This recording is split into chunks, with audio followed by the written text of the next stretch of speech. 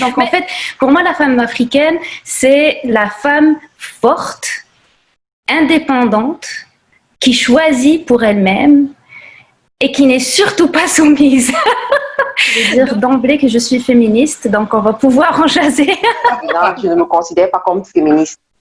Au contraire, je suis une bonne épouse soumise. Mais je me qualifierais comme une passionnée des droits de la femme. Je ne vais pas me qualifier de féministe encore, comme ma collègue vient juste de le dire, mais je dirais que je suis une passionnée du droit de façon générale. Donc, voilà.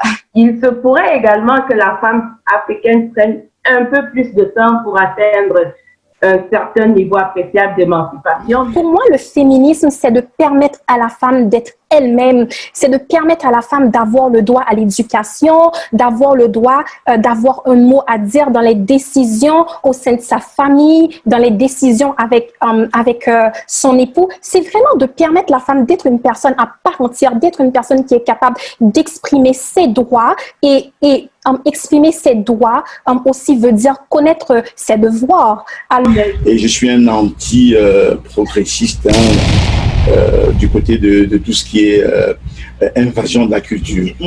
Pour moi, je conclue en disant la soumission, c'est une des multiples stratégies pour garder la cohésion dans le monde, partout. Mais c'est vrai que c'est une stratégie, c'est juste le seul problème, c'est qu'on veut imposer ces stratégies tout le temps aux femmes. Moi, j'entends jamais des hommes dire, moi, je suis soumis et je suis fière d'être soumis.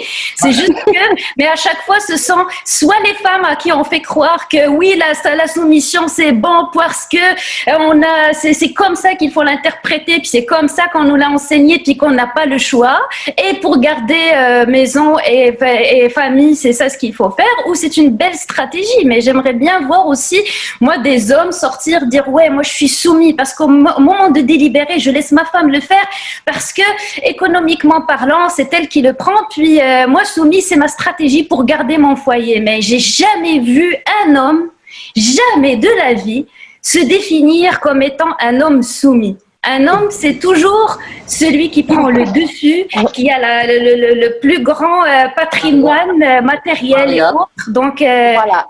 J'aime juste pas qu'on associe soumission aux femmes. Ça marche pas. S'il vous plaît, il faut que je récupère la parole, s'il vous plaît. C'est important. Bonjour mesdames, bonjour messieurs, bonjour à tous et bon dimanche. Alors ce dimanche, on se retrouve pour parler d'un sujet important. On se retrouve pour parler d'un sujet d'actualité et on espère que nos panélistes qui sont là, bien sûr, vont nous amener de plus d'informations. Alors, est-ce qu'aujourd'hui, la femme est vraiment émancipée? On va en parler. Est-ce qu'aujourd'hui, les femmes sont satisfaites de tous leurs droits? On va en parler. Est-ce qu'aujourd'hui, être soumise, c'est être un tout petit peu considéré comme une esclave de son mari? On va aussi en parler. Et pour en parler aujourd'hui, nous avons un très beau panel que je vais vous laisser découvrir.